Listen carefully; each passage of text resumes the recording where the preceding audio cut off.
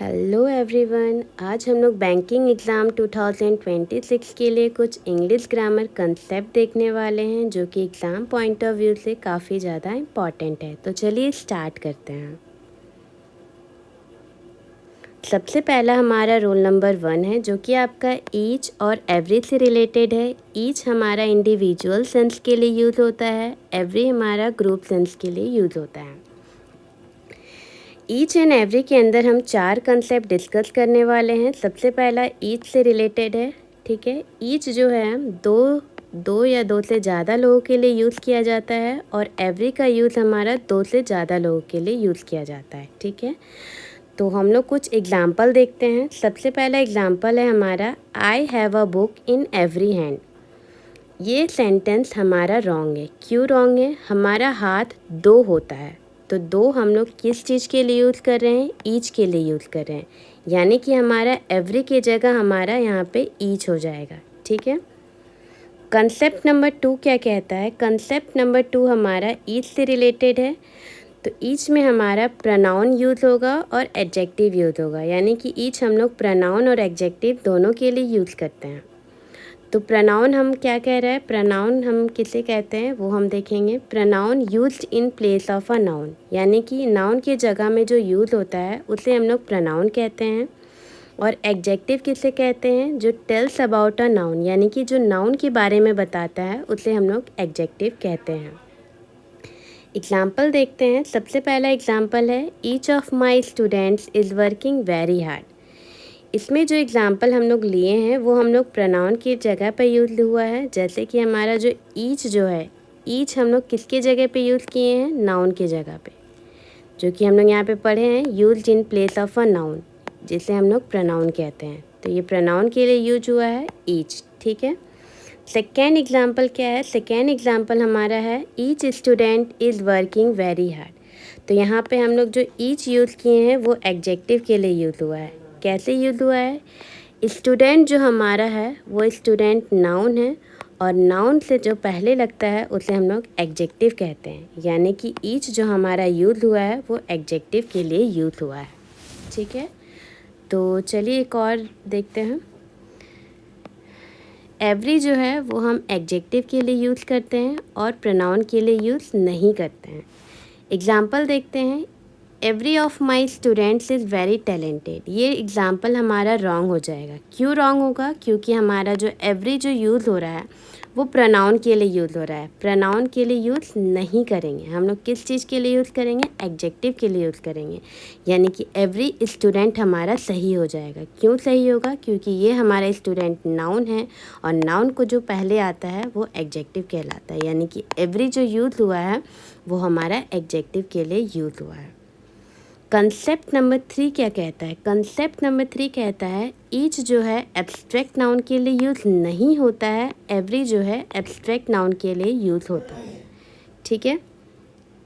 Abstract noun किसे कहते हैं? सबसे पहले ये हम समझेंगे। एब्स्ट्रैक्ट नाउन हमें वो नाउन होता है जिसे हम लोग फील कर सकते हैं, जैसे कि हमारा लव, लाफ्टर यानी कि हंसी, प्यार, फीलिंग्स, ये सब क्या है? इसको हम लोग फील कर सकते हैं, तो उसे हम लोग एब्स्ट्रैक्ट नाउन कहते हैं, ठीक है। जैसे कि हम लोग एग्जाम्पल देखेंगे। I have a every reason to be happy. तो ये सेंटेंस हमारा सही है। क्यों सही है? क्योंकि हम लोग एवरी जो है एब्स्ट्रैक्ट नाउन के लिए यूज़ कर रहे हैं, इसीलिए हम लोग यहाँ पे एवरी लगाए हैं। हैप्पी क्या है? खुश होना। खुश होना ये क्या है? ये एक प्रकार का एब्स्ट्रैक्ट नाउन है, इसीलिए हम लोग यहाँ पे एवरी का यूज़ किए हैं, ठीक है। एक और हमारा कंसेप्ट क्या कहता है? ईच, एवरी, ईदर और नीदर के आगे हमारा जो भी वर्ब आएगा वो सिंगुलर वर्ब आएगा और सिंगुलर एडजेक्टिव आएगा। जैसे कि हम एग्जाम्पल देखेंगे।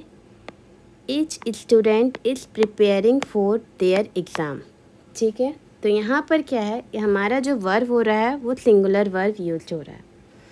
और यहाँ पे एग्जाम्पल है each of the students is preparing their competitive exam, ठीक है। तो ये क्या है? ये भी सेंटेंस हमारा सिंगुलर वर्ब के लिए यूज हो रहा है, लेकिन इसमें क्या है? इसमें हमारा जो एग्जेक्टिव यूज हो रहा है वो हमारा सिंगुलर नहीं है।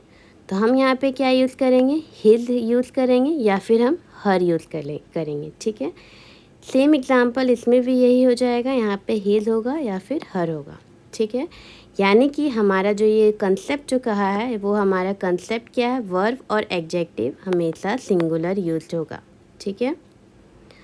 एक और हमारा कंसेप्ट आप एग्जाम्पल इसमें देख रहे होंगे, यहाँ पे हम लोग स्टूडेंट यूज़ किए हैं और यहाँ पे हम लोग स्टूडेंट्स यूज़ किए हैं, तो इस पे भी हम लोग थोड़ा डिफरेंस देखते हैं।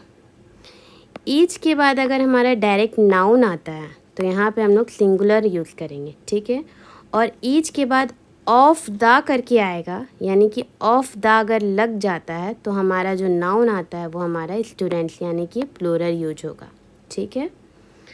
चलिए रूल नंबर 2 की तरफ मूव करते हैं। रूल नंबर 2 हमारा क्या है, बोथ, ठीक है। बोथ के अंदर हम लोग 3 कंसेप्ट देखेंगे। कंसेप्ट नंबर 1 क्या कहता है, कंसेप्ट नंबर 1 है बोथ के आगे हम एज वेल एज कभी भी यूज़ नहीं करते हैं। जैसे कि हमारा एग्जाम्पल है both Sita as well as Gita, तो ये एग्जाम्पल हमारा रॉन्ग हो जाएगा। तो इसके जगह पे हम लोग क्या यूज़ करेंगे, बोथ राम एंड श्याम, यानी कि बोथ के आगे हम लोग हमेशा एंड का यूज़ करते हैं, ठीक है। कंसेप्ट नंबर 2 क्या कहता है, कंसेप्ट नंबर 2 है बोथ के आगे हम लोग कभी भी नॉट का यूज़ नहीं करेंगे, यानी कि बोथ के साथ हमारा नॉट का यूज़ कभी भी नहीं होगा। क्या होगा हमारा use, neither Sita nor Gita is coming, हम लोग बोथ और नॉट को हटा करके हम लोग नीदर और नॉर का यूज़ करते हैं, ठीक है। यहाँ पर आप लोग देख रहे होंगे हम लोग यहाँ पे इज़ लगाए हैं, ठीक है। आप लोग देख सकते हैं सीता और गीता, तो यहाँ पे हमारा जो वर्ब यूज़ हुआ है वो हमारा ये सब्जेक्ट के अकॉर्डिंग यूज़ हुआ है, ठीक है। कंसेप्ट नंबर 3 क्या कहता है, कंसेप्ट नंबर 3 कहता है बोथ के आगे हमेशा हमारा पॉजिटिव एडजेक्टिव आएगा। पॉजिटिव एडजेक्टिव हम किसे कहते हैं, जिस पे हमारा हक होगा, जैसे कि my home, my book, my chair, ठीक है।